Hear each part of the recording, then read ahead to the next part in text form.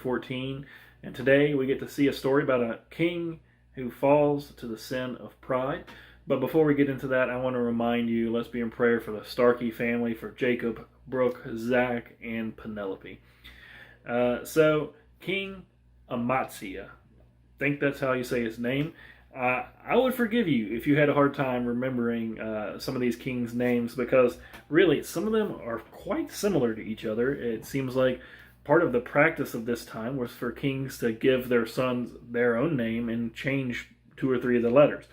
I don't know how that all worked, but it can get kind of confusing when you're reading through here. But here we have King Amaziah, king of Judah, and we see in his story that he starts out really well. He's a good king.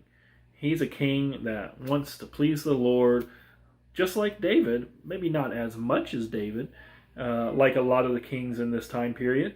He struggled to fully get rid of the idol worship in the area. He didn't tear down the high places, but he did pretty good in trying to do what he thought would be pleasing to the Lord.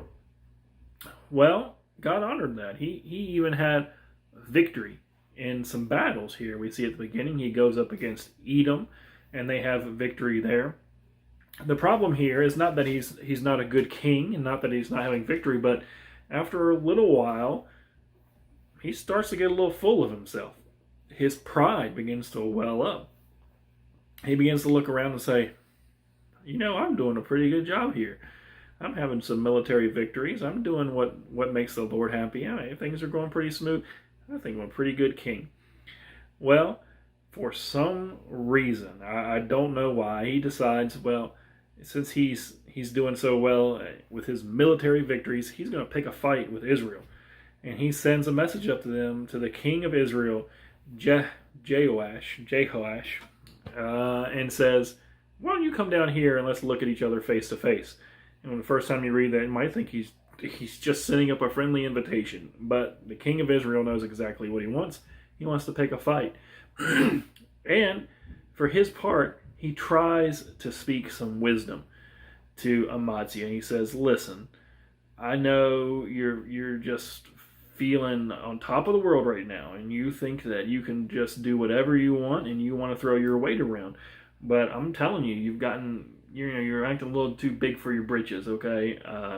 You don't want to start this fight, because we're going to come down there and whoop up on you. And he tries to give Amaziah a chance here to take some time for introspection and say, you know what, maybe this isn't a good idea. Amaziah doesn't listen. He still wants to fight, and they end up going into battle. And of course, Amaziah gets destroyed, just like the king of Israel said. He is even taken captive, and they come to Jerusalem, the capital, and they do all this damage and tear the wall down and just make King Amaziah look like a fool. And this is a hard story. A king who started out so well, but he kind of got so big in his own sight that he went off the rails in a serious way and ended up kind of humiliating himself. And I think this is true for any one of us. We can have a heart to serve the Lord, and we can see success in that. He can bless that. But if we're not careful, we can become big in our own sight. We can begin to look more at ourselves and what we're doing, and lift ourselves up instead of him. We can begin to take credit for things that he's done, and glory more in our own accomplishments, which really we have no accomplishments, let's be honest. Anything that we are able to do for the Lord, it's only because he has been working through us. And so I think it's a good opportunity for us to do what King Amaziah should have done, and take a little time for self-examination and say, God, in what way am I becoming big in my own eyes? Am I stealing away your glory? God, protect me from a prideful heart, from a prideful mind, because pride comes before downfall.